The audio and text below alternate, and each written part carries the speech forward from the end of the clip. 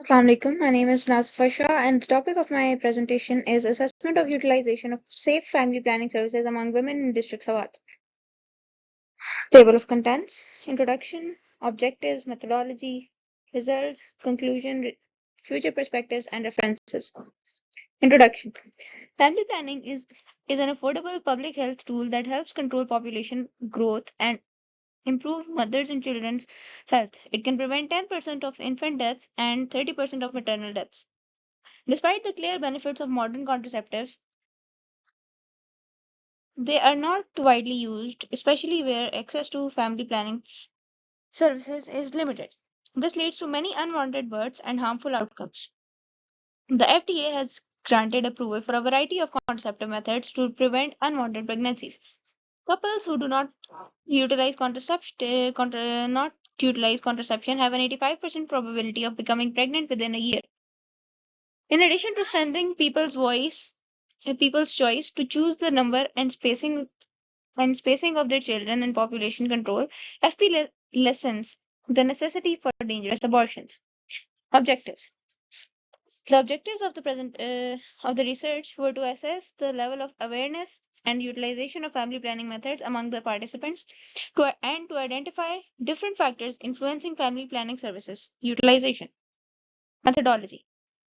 Demographic and clinical data was obtained through a questionnaire.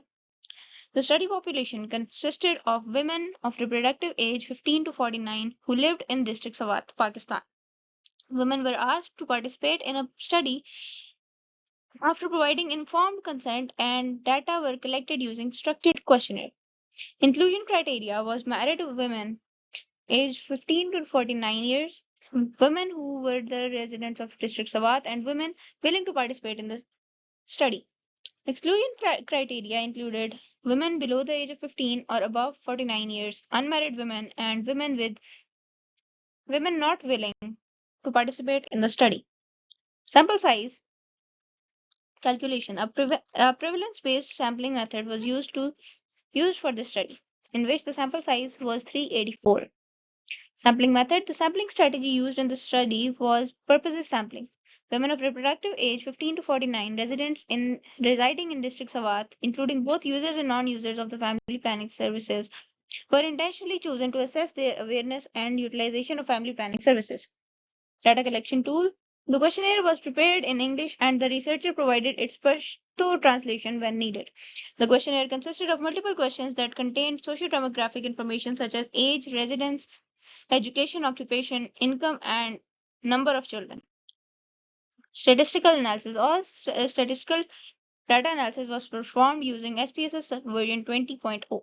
The tests that were applied are chi-square test and independent t-test, which were used for predicting outcomes. Results. Users and non-users versus level of education. The results demonstrate that women's usage of family planning services in District Sawat is significantly influenced by education. Women with secondary education and higher secondary education were more likely to utilize any technique than women without formal education.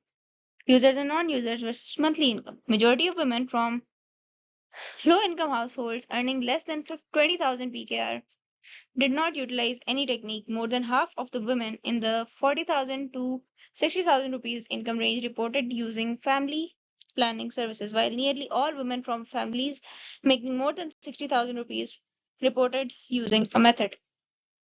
Chi-square test. The Pearson chi-square test indicates a statistically significant association between the two categorical variables. Conclusion. This study highlights a gap between awareness and use of family planning among rural women with low education and income.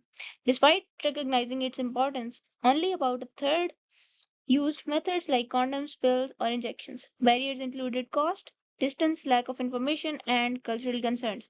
Factors like education, income, age, and number of children influenced use. Most users didn't experience complications and there was support for improving services. Future perspective. Community-based education programs in rural areas can address misconceptions and involve families in Decision making. Strengthen frontline health workers with training and expand outreach services like mobile clinics. The study was done under the supervision of Dr. Razia Bibi. These are the references. Thank you.